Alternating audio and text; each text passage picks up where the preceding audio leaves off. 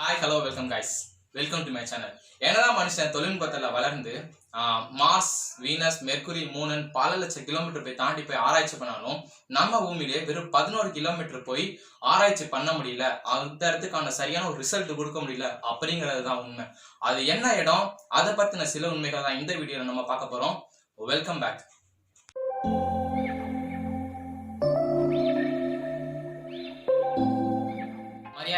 இதை பத்தி தான் இன்னைக்கு நம்ம பார்க்க போறோம். கரெக்டா ஜப்பானுக்கும் பிலிப்பைன்ஸுக்கும் நடுவில் இருக்க பசிபிக் ஓஷன்ல கொஞ்சம் தூரம் தள்ளி மரியானா ஐலாண்ட் அப்படிங்கிற ஒரு இடம் இருக்கு. அந்த இடத்துக்கு பக்கத்துல இருக்கிற டீப்பர் சேலஞ்சஸ் அப்படின்னு சொல்லப்படுற இடம் தான் இந்த மரியானா ட்ரென்ச்.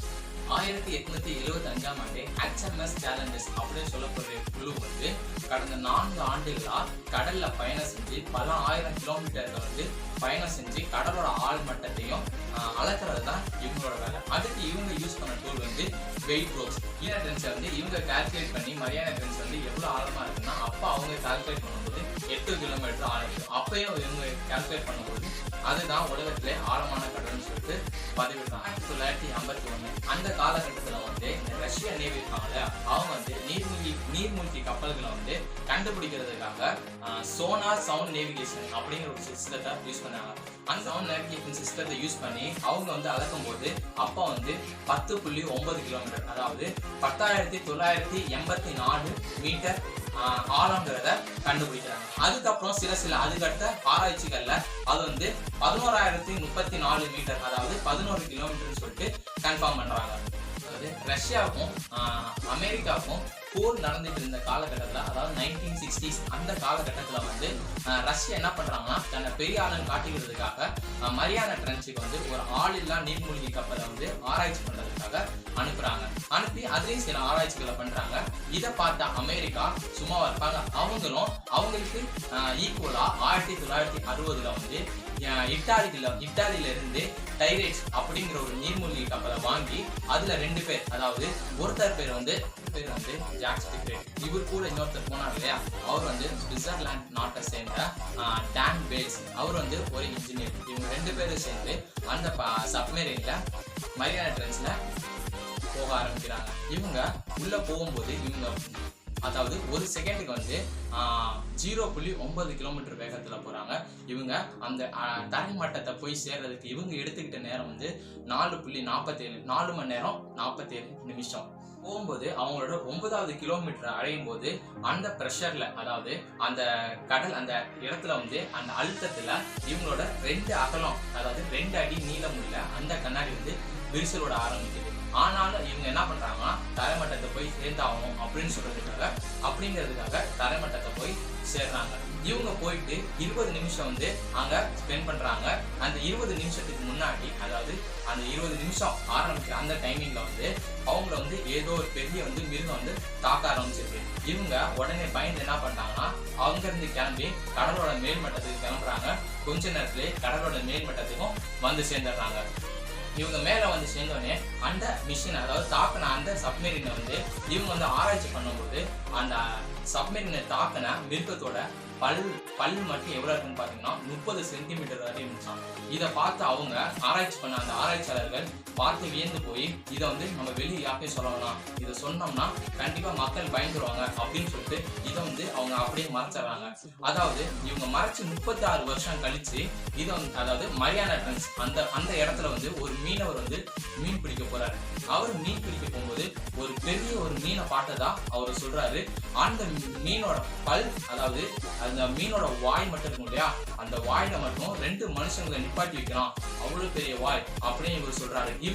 இவர் அங்க இருந்து தப்பிச்சு சொன்னா இந்த அடையாளங்களையும், அதாவது 36 வருஷத்துக்கு முன்னாடி அவங்க ஆராய்ச்சி பண்ணாங்க இல்லையா, அந்த மிஷினை ஆராய்ச்சி பண்ணும்போது அந்த மிஷின்ல பதிஞ்சிருந்த அந்த பல் தடத்தோட அகலத்தையும் இவர் சொல்ற அடையாளங்களையும் வச்சு அவங்க ஆராய்ச்சி பண்ணும்போது அவங்களுக்கு தெரிய வந்த ஒரு விஷயம், சுமார் 2 மில்லியன் வருஷத்துக்கு முன்னாடி அழிஞ்சு போயிடுச்சு அப்படின்னு சொல்லப்படுற மெக்லோடனான் ஷார்க் அப்படிங்கிற அந்த ஷார்க் தான் கன்ஃபார்ம் பண்றாங்க. சில ஆதாரங்களையும் முன்னாடி வைக்கிறாங்க. இதுக்கப்புறம் சில ஆண்டுகள் கழித்து, அதாவது 2012 மார்ச் மாதம் ஜேம்ஸ் கேமரன் வேற யாரும் இல்ல, அவதார் படத்தையும் டைட்டானிக் படத்தையும் இயக்குன இந்த இயக்குனர் தான் மரியானா ட்ரென்ச் அதுக்குள்ள போகணுங்கிறதுக்காக ஒரு ஸ்டெப் எடுத்து வச்சு அதுலயும் போக்கவும் செஞ்சிருக்காரு.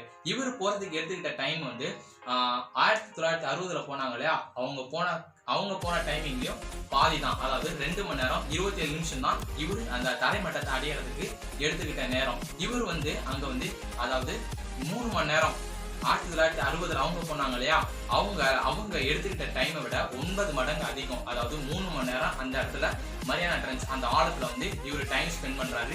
இவர் வந்து அங்க சில அதிர்ச்சியான உயிரினங்களையும் அபூர்வமான மீன் வகைகளையும் பார்க்குறாங்க. அதை வந்து நம்ம வீடியோட கடைசியில பார்ப்போம். இதுக்கப்புறம் இப்போ ரீசெண்டா 2019 விக்டர் விஸ்கோவா யூஎஸ் நேவியை சேர்ந்த இவரும் மரியானா ட்ரென்ச்சோட ஆழத்துக்கு அதாவது தரைமட்டத்துக்கு போயிட்டு வந்திருக்காரு. இவங்க 2 பேருமே சொல்றது என்னன்னா, நாங்க போகும்போது எங்களை எந்த விதமான உயிரினமும் எங்களை வந்து பயமுறுத்தல, அதாவது ஆழத்துல எந்த விதமான பயமுறுத்துற மிருகங்களும் இல்லை அப்படின்னு இவங்க 2 பேர் சொல்றாங்க. முன்னாடி 1972 சில ஆராய்ச்சிகள் என்ன சொல்றாங்கன்னா, இந்த மரியானா ட்ரென்ச் மேல நம்ம நியூக்ளியர் டெஸ்ட் வந்து பயன்படுத்தி பார்க்கலாம் அப்படின்னு சொல்றாங்க. ஆனா சில ஆராய்ச்சிகள் என்ன சொல்றாங்கன்னா, மரியானா ட்ரென்ச் மேல நம்ம நியூக்ளியர் டெஸ்ட்டை வந்து நம்ம பயன்படுத்தினோம்னா டெக்டானிக் பிளேட்ஸ் வந்து அசைவதற்கான வாய்ப்புகள் இருக்கு. டெக்டானிக் பிளேட்ஸ் என்னன்னு கேட்குறீங்கன்னா, அது உங்களுக்கு தெரியும்னு நினைக்கிறேன். அதாவது இந்த டெக்டானிக் பிளேட்ஸோட அசைவுகளால வருதுதான் இந்த சுனாமி பூகம்பமும். 2004 வந்த சுனாமியும் 2011 ஜப்பான்ல வந்த நிலநடுக்கமும் இந்த டெக்டானிக் பிளேட்ஸோட அசைவுகளால வந்ததுதான். இது அசைகிறதுக்கும் வாய்ப்பு இருக்குங்கிறாங்க. இன்னொரு தியரி என்ன வைக்கிறாங்கன்னா, இந்த நியூக்ளியர் பெஸ்ட்டை வந்து சப் டிடெக்ஷன் ஜோன், அதாவது துணை மண்டலம் உள்வாங்கினுச்சுன்னா பூமியோட 2வது லேயருக்கு போச்சுன்னா வருங்கிற காலத்துல எரிமலை உருவாகிறதுக்கு இதுவே காரணமாயிரும். அதனால இதை நம்ம யூஸ் பண்ணக்கூடாது அப்படின்னு சொல்லிட்டு இந்த முயற்சியையும் கைவிட்டுறாங்க. ட்ரென்ச்சோட வந்து அந்த இடத்துல வந்து எவ்வளவு கூலிங்கா இருக்குன்னா 1.1 இருந்து 4 டிகிரி செல்சியஸ் வரை இருக்கும். ஆனா சில இடங்கள்ல பாதைகள் பார்த்தீங்கன்னா அதாவது 132 டிகிரி செல்சியஸ் வரை இருக்கும். எப்படி அவ்வளோ இருக்குன்னு கேட்குறீங்களா?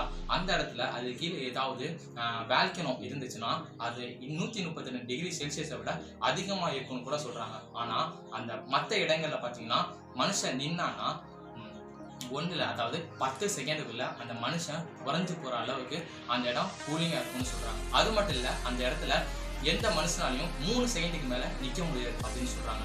ஏன்னா அந்த இடத்தோட அந்த ப்ரெஷர் எவ்வளவு இருக்குன்னா, அந்த இடத்துல நின்னீங்கன்னா அதாவது ஒரு 100 யானையை தூக்கி உங்க தலைமையில வைக்கிறதுக்கு சமம். அந்த அளவுக்கு அந்த இடம் வந்து அவ்வளவு ப்ரெஷரா இருக்கும்னு சொல்லியும் அந்த மரியானா ட்ரென்ச் அந்த ஆழ்கடல்ல வந்து சில உயிரினங்கள் வாழுது. அந்த உயிரினங்கள்ல ஒண்ணு வந்து பேரில ஃபிஷ். இந்த ஃபிஷ் எப்படின்னா அதோட மூளை பகுதி இருக்கு இல்லையா, அந்த மூளை பகுதியை மட்டும் நல்லா வெளிச்சமா வச்சுக்குமா, அதோட மற்ற உடம்பு பகுதினா ரொம்ப கருப்பா இருக்கும், அதாவது ரொம்ப டார்க்கா இருக்கும். அந்த மூளை பகுதி வந்து வெளியே இருந்து பார்த்தோம்னா அந்த மூளை பகுதியில அது இருக்கிறதான கண்ணு, அதோட மூளை, இது எல்லாமே டிரான்ஸ்பரண்டா வெளியே தெரியும்னு சொல்றாங்க. அதோட கண் வந்து நேரா இருக்காதுங்க, அதோட கண் வந்து மேல இருக்கும். அதனாலதான் என்னமோ அது வந்து அதாவது கடலோட ஆழ்மட்டத்துல இருக்கு. 2வது வந்து ஸ்னேக் ஃபிஷ், அதாவது இப்ப நம்ம குட்டையிலையும் ஆத்துலையும் ஓடும் இல்லையா சின்ன சின்ன ஃபிஷ், அந்த மாதிரி ஃபிஷ்ஷும் அங்க வாழுது. 3வது ஃபிஷ் பாத்தீங்கன்னா எர்த்வார்ம், அதாவது இங்க இருக்கிற எர்த்வார்ம் மாதிரி இல்லைங்க. இங்க இருக்கிற எர்த்வார்ம்னா குறைஞ்சது 10 சென்டிமீட்டர், அதாவது அதிகபட்சமே 10 இருந்து 20 சென்டிமீட்டர் தான் இருக்கும்.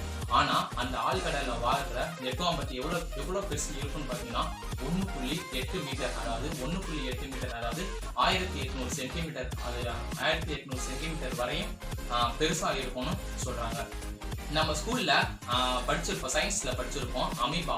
அது வந்து அமீபா வந்து நம்ம எப்படி பார்ப்போம்னா மைக்ரோஸ்கோப்ல ரொம்ப உத்து பார்த்தாதான் அமீபா தெரியும். ஆனா அந்த ஆழ்கடல்ல வந்து அமீபா மட்டுமே 10 சென்டிமீட்டர் அளவுக்கு பெருசா இருக்கும்னு சொல்றாங்க. இன்னொன்று முக்கியமான ஒரு உயிரினம் என்னன்னா குரோசோட்டா. இது வந்து ஒரு ஜெல்லி ஃபிஷ் இனத்தை சேர்ந்தது. இது வந்து எப்படி, அதாவது ரொம்ப மெலிசானது. இது வந்து அந்த ப்ரெஷர்ல அங்க எப்படி வாழுதுன்னா அதோட உடம்பு வந்து வெறும் 85% வந்து வாட்டரால் ஆனது, வெறும் 15% தான் அதோட உடம்பால இருக்கு. இந்த 85% வாட்டரால இருக்கிறதுனாலதான் அது வந்து அவ்வளோ ஆழ்கடல்லையும் அவ்வளோ ப்ரெஷர்லையும் வாழுதுன்னு சொல்றேன். இந்த மீன்லாம் அங்க எப்படி வாழுது, இவ்வளவு பிரஷர்ல அங்க எந்த தாவரமுமே வளராது அப்படின்னு கேட்பீங்க.